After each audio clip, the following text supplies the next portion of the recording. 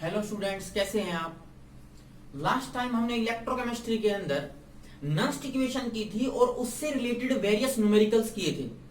ठीक है, आज हम उसी नस्ट इक्वेशन में थोड़ा सा आगे बढ़कर वो कंडीशन डिस्कस करेंगे जिसमें कि नस्ट इक्वेशन तो है पर इक्विलिब्रियम कंडीशन आ जाती है। कहने का मतलब एक सेल है, उसमें रेट ऑफ फॉरवर्ड रिएक्शन और rate of backward reaction equal हो गया है and this type of condition is known as equilibrium. तो अगर आपका सेल इक्विलिब्रियम कंडीशन पे है तो उसमें आप कैसे इलेक्ट्रॉन पोटेंशियल की वैल्यू को फाइंड आउट करोगे, उसको हम स्टडी करते हैं आज। सो स्टार्ट करते हैं इक्विलिब्रियम सेल। सो इक्विलिब्रियम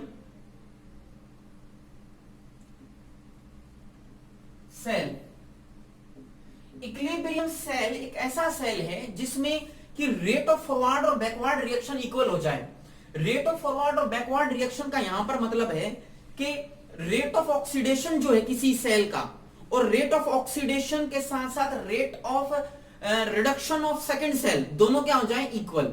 अगर रेट ऑफ ऑक्सीडेशन और रेट ऑफ रिडक्शन जो है वो अगर एक दूसरे के इक्वल हो जाते हैं तो उस कंडीशन को हम इक्विलिब्रियम बोलेंगे and that cell is known as equilibrium cell. जैसे देखो, मैंने आपको जिंक और कॉपर का एक सेल करवाया था जिसमें जिंक और कॉपर 2+ आयन कंबाइन हुए थे लाइक दिस, और उसमें क्या बन गया था, copper plus what, Zn2+ like this. तो इस कंडीशन में जिंक का क्या हो रहा है, ऑक्सीडेशन, कॉपर का क्या हो रहा है, reduction, but both the conditions are present in the equilibrium state. ठीक है, ऑक्सीडेशन और रिडक्शन इक्विलिब्रियम में है। तो इस स्टेट के लिए हम कैसे ई सेल फाइंड आउट करते हैं वो हम देखेंगे। तो नस्ट इक्वेशन क्या कहती है, that is E of cell is equal to E not of cell minus 0.0591 upon n and this is log QC। ये हमने नस्ट इक्वेशन में पढ़ा था। पर देखो, इस QC को मैंने वहां पर बोला था कि क्वोशिएंट है, ये इक्विलिब्रियम क्वोशिएंट। जब आपके पास इक्विलिब्रियम ना हो तब उसका रेट कांस्टेंट रिप्रेजेंट करने के लिए मैंने क्वोशिएंट लगा दिया। पर यहां पर इस कंडीशन में तो इक्विलिब्रियम अचीव हो गई। जब इक्विलिब्रियम अचीव हो जाती है then this QC will be replaced by KC। KC से रिप्रेजेंट करेंगे and this KC is known as equilibrium constant। इसको हम इक्विलिब्रियम कांस्टेंट के नाम से जानते हैं। ठीक है, QC को मैंने KC से चेंज कर दिया because the reaction is present in the equilibrium.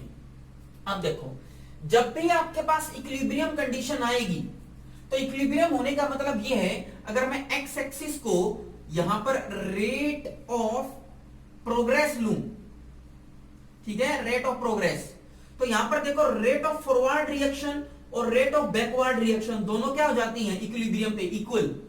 अगर मैं इस लाइन को, दिस लाइन जो लोअर साइड में है, इसको मैं रिप्रेजेंट करता हूं रेट ऑफ ऑक्सीडेशन। ठीक है, और ये जो अपर लाइन है इसको रिप्रेजेंट करूं रेट ऑफ रिडक्शन। तो इस इक्विलिब्रियम पॉइंट के ऊपर रेट ऑफ ऑक्सीडेशन और रेट ऑफ जो रिडक्शन है दोनों क्या हो जाएंगे, इक्विलिब्रियम में आ जाएंगे, इक्वल हो जाएंगे। और उस कंडीशन पे जो आपका ई सेल होता है इट विल बिकम जीरो। याद रखना है आपको, इक्विलिब्रियम सेल ऐसा सेल है जिसमें रेट ऑफ ऑक्सीडेशन और रेट ऑफ रिडक्शन दोनों क्या हो जाए, इक्वल। और उस कंडीशन में आपका जो ई सेल होता है वो क्या हो जाता है, जीरो हो जाता है।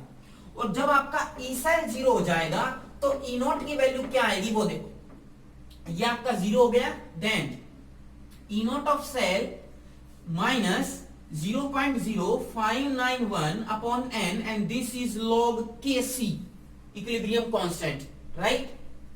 अगर मैं इस ई नॉट सेल को राइट साइड में लेके आता हूं तो क्या बनेगा, देखो E not of cell is equal to क्या बनेगा, 0.0591 upon n and this is log of k। ये आपको याद रखना है। ठीक है, इक्विलिब्रियम कंडीशन पे आप ई सेल को जीरो लोगे और जो ई नॉट ऑफ सेल आएगा it is equal to E not, that is 0.0591 upon n। N क्या है, number of electron transferred in a particular reaction. जैसे इस रिएक्शन में 2 इलेक्ट्रॉन का ट्रांसफर हो रहा है तो यहां पर 2 लोग हैं, log k, इक्विलिब्रियम कांस्टेंट। ठीक है, अब आप ये देखिए कि लास्ट में जब मैंने नस्ट इक्वेशन कराई थी तो ये वैल्यू कहां से आई थी, मैंने आपको बताया था। ये 0.0591 कहां से आया है, ये कहां से आया है, कुछ कांस्टेंट को मैंने मल्टीप्लाई करके इक्वल किया था, that is 2.303 into R into T upon F, right. 2.303 R ideal gas constant, T temperature 298 kelvin and F Faraday's constant 96500 coulomb per mole. इन सबको कंबाइन करके मैंने एक वैल्यू कांस्टेंट की रखी थी, दैट इज 0.0591।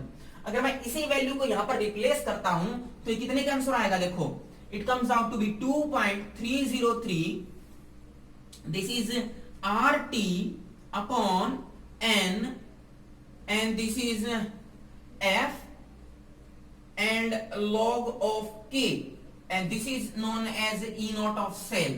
यहां से आपका E naught of cell आ गया, ठीक है।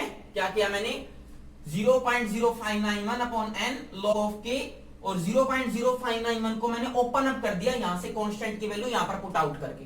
तो आपको जनरली सिर्फ ये याद रखना है कि आप कोई भी इक्वेशन अगर अप्लाई करोगे तो इक्विलिब्रियम अगर कंडीशन है तो उसमें आपको ई सेल 0 लेना है और ई नॉट ऑफ सेल की वैल्यू आप फाइंड आउट करोगे। ये वाली इक्वेशन लगा सकते हो या लोअर कंडीशन लगा सकते हो, ठीक है। तो ये आपको याद रखना है, at equilibrium condition E cell is 0 and E not of cell is equal to 0.0591 upon N log of के।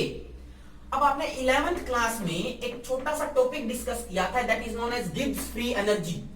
क्या डिस्कस किया था, Gibbs free energy change, and that Gibbs free energy change is represented by delta G। इसको हम delta G से represent करते हैं। लेकिन अगर यही Gibbs free energy change standard state में हो, स्टैंडर्ड स्टेट में होने का मतलब आपके पास टेम्परेचर 298 केल्विन हो, 1 एटमॉस्फेरिक प्रेशर हो, then this delta G is known as delta G not, Gibbs free energy change at standard state. और ये जो गिब्स फ्री एनर्जी चेंज है और जो मैंने यहां पर ई नॉट ऑफ सेल निकाला है, इसमें एक रिलेशन होता है, तो वो हम रिलेशन स्टडी करते हैं। So relation between Gibbs free energy change, relation between delta G naught and E naught, इन दोनों में क्या रिलेशन आएगा, तो आपको सिंपल एक इक्वेशन याद रखनी है, that is delta G naught is equal to minus n f E naught of cell, ठीक है, minus n f E naught of cell, and this is standard Gibbs free energy change, and this is electrode potential standard, n number of electron transfer during the course of reaction, and f Faraday's constant। अगर मैं इस E naught of cell की value यहां से put out करके इसमें रखता हूं, सपोज कीजिए this is equation number 2, this is equation number 1, ठीक है। Putting the value of E not of cell from equation number 1 into equation number 2, तो रखिए जरा और आंसर देखो क्या आएगा। देखो क्या आएगा, delta G not is equal to minus N F, यहां से multiply 2.303 R T by N F log of K C, equilibrium constant, NF से NF cancel, so delta G is equal to minus 2.303 RT log of Kc। This is expression for the Gibbs free energy change in the standard state along with this equilibrium constant। अगर आपके पास Gibbs free energy change पूछता है, equilibrium constant आपको दिया हो, तो आप ये रिलेशन लगाओगे, ठीक है। और ये कहां से आई है, delta G is equal to minus N F E not of cell, और ई नॉट ऑफ सेल मैंने यहां से पुट आउट किया है इन द इक्विलिब्रियम स्टेट, ठीक है। अब देखो अगर मैं इस माइनस साइन को यहां लेके आता हूं अपोजिट डायरेक्शन में, तो ये इक्वेशन क्या बनेगी, थोड़ी सी इस इक्वेशन को मैं मॉडिफाई कर देता हूं, कैसे, minus delta G not is equal to positive value of 2.303 R T, this is log of K C, ये इक्वेशन बनेगी। And this negative value of delta G not, Gibbs free energy जो standard state में है उसका negative sign is known as maximum work, is known as maximum work बोलते हैं। अगर एक रिएक्शन आपके पास चल रही है, फॉरवर्ड और बैकवर्ड रिएक्शन में जा रही है वो, और उसमें पूछे कि मैक्सिमम वर्क कितना एक सेल कर पाएगा, एक सेल में एनोडिक टर्मिनल भी है, कैथोडिक टर्मिनल भी है, ऑक्सीडेशन हाफ सेल भी है, रिडक्शन हाफ सेल भी है, और दोनों काम कर रहे हैं। तो आपसे ये पूछ सकता है कि वो सेल कब तक अपना काम मैक्सिमम करेगा, तो उसके लिए जस्ट सीधे सी वैल्यू फाइंड आउट करनी है, that is delta G not, और ये किसके इक्वल आएगी 2.303 RT log of Kc। ध्यान रखना है सिर्फ कि maximum work minus of delta G not होता है, ठीक है। तो ये आपको तब पूछा जाएगा कि कोई सेल कितना काम कर सकता है, मैक्सिमम वर्क हम कितना किसी सेल से ले सकते हैं। एक और टर्म आती है जिसको हम कहते हैं एफिशिएंसी ऑफ ए सेल। एक सेल डैनियल हो, इलेक्ट्रोलिटिक हो, इलेक्ट्रिकल केमिकल हो, सेल हो, वो कितनी एफिशिएंसी शो करेगा। जैसे आप फिजिक्स में कार्नोट साइकिल को पढ़ते हैं, कार्नोट में कितनी उसकी एफिशिएंसी होती है, वैसे ही इलेक्ट्रोकेमिकल सेल की भी अपनी एक एफिशिएंसी होती है। And this efficiency is represented by this eta, and it is equal to delta G upon delta H। Delta G क्या है, gives free energy change, and delta H क्या है, एंथैल्पी चेंज। तो एग्जाम में आपके पास numerical आएगा और उसमें क्वेश्चन दिया हुआ होगा जिसमें आपको डेल्टा जी की वैल्यू देगा और डेल्टा एच की वैल्यू देगा, आपको सिर्फ एफिशिएंसी निकालनी है। जहां पर आपको मैक्सिमम वर्क पूछ सकता है तो आप माइनस ऑफ डेल्टा जी निकालो, आपके पास आंसर आ जाएगा, ठीक है। तो ये हमने इक्विलिब्रियम सेल डिस्कस किया। इसके बाद हम इलेक्ट्रोकेमिकल का लास्ट सेल डिस्कस करते हैं। हमने नस्ट इक्वेशन डिस्कस की, हमने इक्विलिब्रियम सेल डिस्कस किया, relation between delta ji and equilibrium constant की वैल्यू में हमने रिलेशन डिस्कस किया। अब हम स्टार्ट करते हैं लास्ट इलेक्ट्रोकेमिकल सेल का type, that is known as concentration cell. Concentration cell, ठीक है।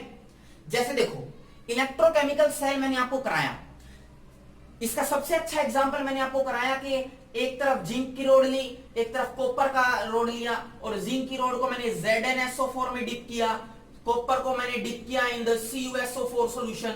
एक को मैंने ऑक्सीडेशन हाफ सेल बोला, दूसरे को रिडक्शन हाफ सेल बोला, पर दोनों के दोनों हाफ सेल में जो सॉल्यूशन है वो अलग अलग है, ठीक है। दोनों के दोनों रोड है, इलेक्ट्रोड है, वो भी अलग अलग है।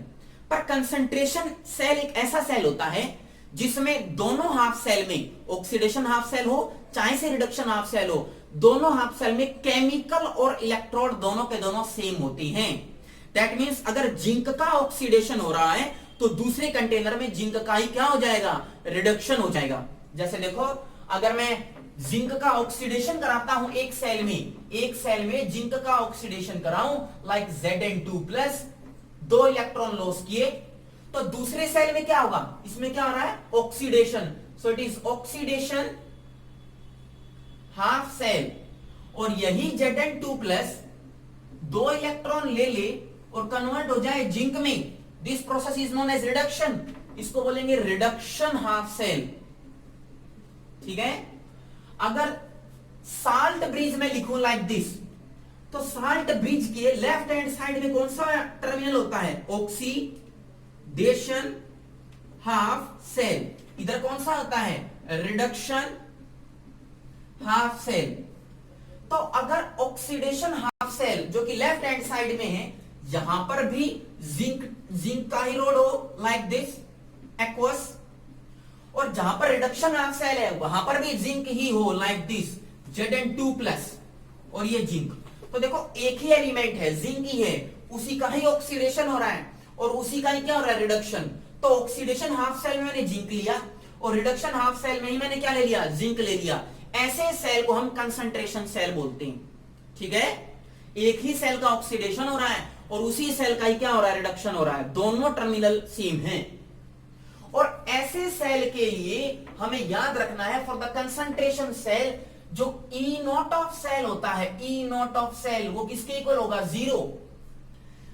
पहले वाले केस में जहां पर इक्विलिब्रियम सेल मैंने डिस्कस किया था, वहां पर मैंने E सेल किसके इक्वल लिया था, 0 के, लेकिन कंसंट्रेशन सेल में मैं E नॉट ऑफ सेल 0 लूंगा। इसका रीजन देखो क्या है, मैंने आपको E not of cell calculate करने का फॉर्मूला बताया है, क्या, E not of reduction half cell, किसका रिडक्शन हो रहा है, जिंक का, Zn2+ to zinc like this, minus reduction potential of oxidation half cell, oxidation भी किसका हो रहा है, जिंक का ही हो रहा है, सो it is E not of Zn2 plus dash Zn, दोनों कैंसिल हो गए, आंसर कितना आ गया, 0। तो आपको याद रखना है कि कंसंट्रेशन सेल में ई नॉट ऑफ सेल कितना होता है, 0 होता है। इसके लिए आप नंस्ट इक्वेशन को कैसे ड्राइव करोगे फॉर द कंसंट्रेशन सेल, वो देखो। नंस्ट इक्वेशन आपको पता है क्या होती है, E of cell is equal to E not of cell minus 0.0591 upon N log concentration किसकी, oxidation half cell upon concentration of reduction half cell. पर मैंने अभी बताया for the concentration cell E not of cell कितना आएगा, 0, तो ये value कितनी आएगी, 0 आएगी। तो ई सेल किसके इक्वल हो गया, देखो E cell is equal to 0 minus 0.0591 upon N log this is oxidation half cell upon this is reduction half cell. बात समझ में आ रही है, इस 0 को यहां पे कैंसिल करो, so E of cell is equal to minus 0.0591 upon N this is log oxidation half cell upon reduction half cell. पर इधर देखो यहां पर माइनस का साइन लगा है, अगर मैं इस माइनस के साइन को प्लस में कन्वर्ट करूं तो लॉग के जो अंदर की टर्म है वो रिवर्स हो जाती है, मैथमेटिक्स में पढ़ते हो आप, यहां पर नेगेटिव है, अगर मैं इसको प्लस में कन्वर्ट करूं like E of cell is equal to plus 0.0591 upon N log reverse हो जाएगी क्या, reduction half cell upon oxidation half cell. तो ये वैल्यू आपको ई सेल की याद रखनी है फॉर द कंसंट्रेशन सेल, क्योंकि इसमें ई नोट क्या होता है, 0। नेक्स्ट इक्वेशन में हमने ऑक्सीडेशन ऊपर लिया था, रिडक्शन नीचे, क्योंकि वहां पर माइनस का साइन वहां पर था, यहां पर माइनस का साइन मैंने रिमूव कर दिया, तो देखो रिडक्शन ऊपर आ गया, ऑक्सीडेशन कहां गया, नीचे आ गया। ठीक है, तो इस पे एक न्यूमेरिकल अपन करते हैं, कंसंट्रेशन सेल के ऊपर छोटा सा न्यूमेरिकल देखते हैं, उससे आपको थोड़ा सा आइडिया होगा इसके बारे में। देखो जरा न्यूमेरिकल देखो, जैसे आपके पास एक कंसंट्रेशन सेल दिया है Zn2 plus, this is salt bridge and this is Zn2 plus 2Zn, ठीक है। जहां पर ऑक्सीडेशन हाफ सेल में this is oxidation half cell and this is reduction half cell. Oxidation half cell में zinc की concentration दी हुई है, इट इज 0.005 मोल पर लीटर, और यहां पर जो जिंक रिडक्शन हाफ सेल में है उसकी कंसंट्रेशन दी है 0.05 m। आपको बताना है कि इसमें आपका ई सेल क्या आएगा, इलेक्ट्रोड पोटेंशियल क्या आएगा, तो आपको पता है, अभी इक्वेशन लिखी मैंने 0.0591 अपॉन m लॉग किसके, reduction upon what, oxidation, reverse condition में है, क्यों, क्योंकि मैं यहां पर प्लस का साइन लगा रहा हूं, इसलिए रिडक्शन ऊपर आएगा, ऑक्सीडेशन कहां आएगा, नीचे आएगा। ठीक है, तो वैल्यू रखो 0.0591 अपॉन n, कितने इलेक्ट्रॉन ट्रांसफर हो रहे हैं, 2, यहां पर 2 लॉग रिडक्शन कौन सा होता है, this terminal is known as reduction, कितनी वैल्यू है 0.05 upon oxidation, this value it is 0.005 like this. इसको सोल्व करो, तो यहां से कितना आएगा, देखो 0.03, दिस इज लॉग, यहां पर डिजिट कैंसिल कर दो, this is 5 into 1000 upon 5 into 100, 20 cancel, 5 cancel, answer आएगा 0.03 लॉग ऑफ 1, 10 लॉग 10 कितना होता है 1, so it comes out to be 0.03, this is your E of cell। बस आपको याद रखना है कि कैसे आप कंसंट्रेशन सेल को पहचानोगे। अगर साल्ट ब्रिज के दोनों तरफ सेम ही इलेक्ट्रॉन हैं, जिंक है, कॉपर है, तो वो कंसंट्रेशन सेल होगा, और उसमें आप ई नोट की वैल्यू क्या रख दोगे, 0 रख दोगे। एक क्वेश्चन न्यूमेरिकल लास्ट अपन करते हैं, एक क्वेश्चन और देखो, जैसे क्वेश्चन क्या कहता है, if the concentration of H plus ion in negative terminal of hydrogen cell is 10⁻⁻⁶। अगर हाइड्रोजन का सेल है और उसमें नेगेटिव टर्मिनल पे हाइड्रोजन की कंसेंट्रेशन 10⁻⁻⁶ है, तो क्वेश्चन कहता है कि find out concentration of hydrogen in positive terminal. ठीक है, अब मैंने आपको बताया है कि इलेक्ट्रोकेमिकल सेल में एक टर्मिनल नेगेटिव होता है और दूसरा कौन सा होता है, पॉजिटिव। इलेक्ट्रोकेमिकल सेल में नेगेटिव जो टर्मिनल होता है it is known as anode, salt bridge, और जो पॉजिटिव टर्मिनल होता है this is known as cathode. ये मैंने आपको इलेक्ट्रोकेमिकल सेल में बताया है।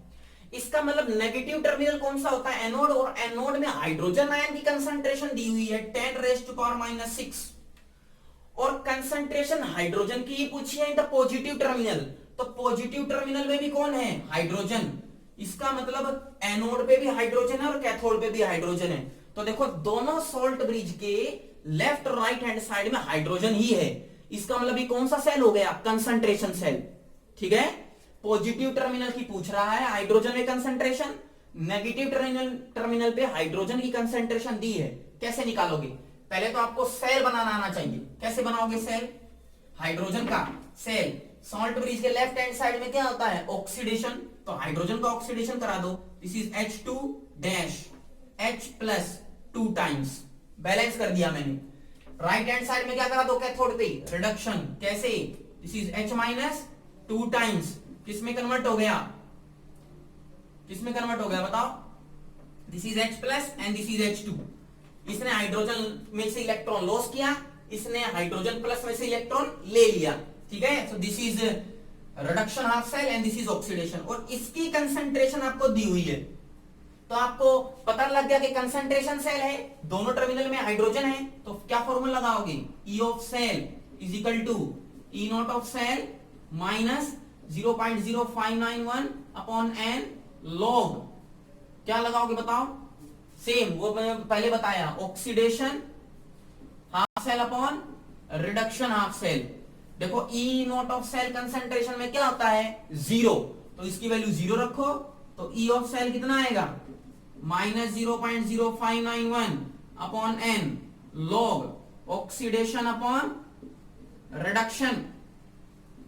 अब माइनस का साइन है, अगर मैं इसको प्लस में कन्वर्ट करूं तो ये दोनों रिवर्स हो जाएंगे, रिवर्स हो जाएंगे तो E ऑफ सेल क्या बनेगा, is equal to 0.0591 upon n log reduction half cell upon oxidation half cell. अभी अभी कराया ये तरीका, कैसे आया ये आपके पास। अब जस्ट इनकी वैल्यूज पुट आउट कर दो, जस्ट इनकी क्या रखो, वैल्यूज पुट आउट कर देते हैं। तो देखो E ऑफ सेल आपको पता है कंसंट्रेशन। अब E ऑफ सेल आपको इस क्वेश्चन में दिया हुआ है क्या, दिस इज ऑल्सो गिवन कि E जो है सेल ऑफ दिस इज 0.118, ये आपके पास वैल्यू दी हुई है। E ऑफ सेल कितना दिया हुआ है, 0.118 वोल्ट, और यहां पर आपको कैथोड साइड में, पॉजिटिव साइड में हाइड्रोजन की कंसंट्रेशन निकालनी है। तो यहां पर E0 तो 0 हो गया, E सेल की वैल्यू कितनी आएगी, 0.118 is equal to 0.0591 upon n। कितने इलेक्ट्रॉन ट्रांसफर हो रहे हैं, इधर देखो H के ऊपर प्लस है, पर आगे कितना लगा हुआ है, 2, तो कितने इलेक्ट्रॉन हो गए, 2 log रिडक्शन हाफ सेल कौन सा है ये, इसमें हाइड्रोजन की कंसंट्रेशन कैलकुलेट करनी है। So this is H+ concentration जो हमें कैलकुलेट करनी है। पर देखो मैथमेटिकल कोएफिशिएंट कितना लगा है, 2, तो ये किसमें चला जाएगा, पावर में, अपॉन रिडक्शन के नीचे क्या है, oxidation, this is oxidation terminal. कितनी कंसंट्रेशन H+ की, 10⁻⁻⁶। पर देखो इसमें भी आगे क्या लगा हुआ है, 2, तो पावर में क्या चला जाएगा, 2 में। इसको हम सोल्व कर लेंगे। ठीक है, तो देखो कैसे करेंगे इसको सोल्व, यहां से 0.118, यहां से कितना आएगा 0.03 log, इसको मैं अगर कंबाइंड फॉर्म में लिखूं तो कैसे आएगा, देखो hydrogen plus ion concentration upon 10⁻⁻⁶ whole to the power मैंने कितना ले लिया, 2। ठीक है, पावर में 2 ले लिया। अब इसको नीचे लेके आओ, कितना आंसर आएगा, 0.118 is equal to 0.03 log something to the power 2। जैसे मैं लिखता हूं log 10 टू द पावर 2, तो इसका आंसर कितना आता है 2। जितनी पावर है वो आगे आ जाएगी, तो यहां से भी पावर आगे ले आओ, तो क्या आंसर आएगा देखो इंटू 2 आगे आ जाएगा, और जो बचा हुआ है वो रख दो, क्या log that is concentration of H plus ion upon 10 rest पर माइनस 6 लाइक दिस। ठीक है, अब इसको सोल्व करो, यहां से इस टर्म को नीचे लेके आओ, तो 0.118 अपॉन ये हो जाएगा 0.06 is equal to log concentration of H plus ion 10 raised to power minus 6। ठीक है, तो देखो यहां से सोल्व करो, कितना आएगा, it comes out to be 2, यहां से 2 हो गया, देखो so 2 is equal to log H plus concentration upon 10 raised to power minus 6। ठीक है, तो यहां से 2 आया, 2 is equal to log H plus ion concentration upon 10 raised to power minus 6। अब देखो this is a term log something, और आपको पता है अगर log समथिंग की वैल्यू 2 आती है, इसका मतलब यहां पर पावर में कितना रहा होगा, that is log 10 raised to power 2, तभी तो log 10 रेस्ट टू पावर 2 की वैल्यू कितनी आई है 2 आई है। तो यहां पर ये जो पूरी टर्म है this H plus concentration upon 10 raised to power minus 6 वो किसके इक्वल है 10 रेस्ट टू पावर 2। ठीक है, क्योंकि आप log जब किसी चीज का लेते हो और वो 2 के इक्वल आया है, इसका मतलब log के अंदर जो वैल्यू थी वो किसके इक्वल है 2 के इक्वल है 10 रेस्ट टू पावर 2। तो इसका मतलब H plus ion concentration upon 10 raised to power minus 6 इस किसके इक्वल आएगी 10 रेस्ट टू पावर 2 के इक्वल आएगी। तभी तो जब आप इसका log लोगे तो कितना आएगा 2 ही तो आएगा। ठीक है, तो यहां से आप H प्लस आयन की कंसंट्रेशन निकाल सकते हो, and it is equal to 10 raised to power 2 into 10 raised to power minus 6। तो आंसर यहां से कितना आया H plus ion concentration is equal to 10 raised to power minus 4। तो कैथोड के ऊपर H प्लस आयन की कंसंट्रेशन पूछी थी, वो कितनी आई है 10 रेस्ट टू पावर माइनस 4। फिर से बताता हूं कैसे किया मैंने। आपके पास इस क्वेश्चन में दोनों टर्मिनल कैथोड और एनोड पे हाइड्रोजन आयन दिए हुए थे। ठीक है, जो नेगेटिव टर्मिनल है जिसको हम एनोड बोलते हैं, वहां पर ऑक्सीडेशन होता है, और वहां पर कंसंट्रेशन दी हुई थी 10 रेस्ट टू पावर माइनस 6। तो ऑक्सीडेशन जहां पर था लाइक दिस, यहां पर मैंने 10 रेस्ट टू पावर माइनस 6 लिखा, जहां पर रिडक्शन है वहां पर हाइड्रोजन की कंसंट्रेशन पूछ रहा है, और आपको पता लग गया कि दोनों तरफ हाइड्रोजन है, इसका मतलब सेल कौन सा है कंसंट्रेशन सेल, और कंसंट्रेशन सेल में जो ई नोट जो वैल्यू होती है सेल की वो कितनी हो जाती है 0। तो मैंने ई सेल रखा 0.118, ये आपके पास क्वेश्चन में गिवन था, 0.0591 upon 2 log reduction upon oxidation 2 की पावर में क्यों लेके गया मैं, क्योंकि यहां पर जब आप सेल बनाओगे तो हाइड्रोजन H प्लस में है, बैलेंस करने के लिए 2 लेना पड़ेगा, तो नंबर ऑफ इलेक्ट्रॉन्स भी 2 आएंगे, पावर में 2 चला गया, मैंने दोनों की पावर को कंबाइन करके 2 ले लिया, log 10 something to the power 2, बाहर कितना जाएगा 2, इसको इधर लेके आया मैं, सोल्व किया तो कितना आया 2। तो यहां से देखो क्या आंसर आया H plus ion concentration upon 10 rest पर माइनस 6 और उसका log इज इक्वल टू 2। और किसी भी वैल्यू जो कि log में दी हुई है उसकी टर्म का अगर आप आंसर 2 लेके आ रहे हो तो इसका मतलब अंदर कितना था 10 रेस्ट पावर 2, तो मैंने H plus upon 10 rest power minus 6 को इसके इक्वल रख दिया, और यहां से H प्लस की कंसंट्रेशन आ गई 10 रेस्ट पावर माइनस 4। ठीक है, तो मैंने आपको आज के लेक्चर में कंसंट्रेशन सेल कराया, इक्विलिब्रियम सेल कराया। इक्विलिब्रियम सेल में याद रखना है ई सेल 0 हो जाता है, और कंसंट्रेशन सेल में ई नोट ऑफ सेल 0 हो जाएगा। ठीक है, और मैंने आपको गिब्स फ्री एनर्जी चेंज कराई है, Gibbs free energy change delta G is equal to minus NF E naught of cell, और ई नोट ऑफ सेल और गिब्स फ्री एनर्जी में रिलेशन आपको आना चाहिए। फिर मैंने आपको वर्क, मैक्सिमम वर्क कितना होता है, it is equal to minus delta G के इक्वल, वो मैंने कराया। उसके बाद एफिशिएंसी, किसी भी सेल में कितनी एफिशिएंसी है, कितना वो एनर्जी जनरेट कर सकता है, और वो इक्वल आएगा delta G upon delta H. Delta G is Gibbs free energy change and delta H is known as enthalpy change of the reaction. तो ये यहां तक हमने पूरा का पूरा इलेक्ट्रोकेमिकल सेल को खत्म कर लिया है, जिसमें आपकी नॉन इक्वेशन आ गई, इक्विलिब्रियम सेल, कंसंट्रेशन सेल, ये सारे आ गए हैं। इसके बाद हम इलेक्ट्रोकेमिकल के बाद जो दूसरा सेल था इलेक्ट्रोलिटिक सेल, उसको डिस्कस करेंगे नेक्स्ट चैप्टर में। तो आप इस पे वेरियस न्यूमेरिकल्स कीजिए, मैं भी आपको कराऊंगा। तब तक के लिए थैंक यू।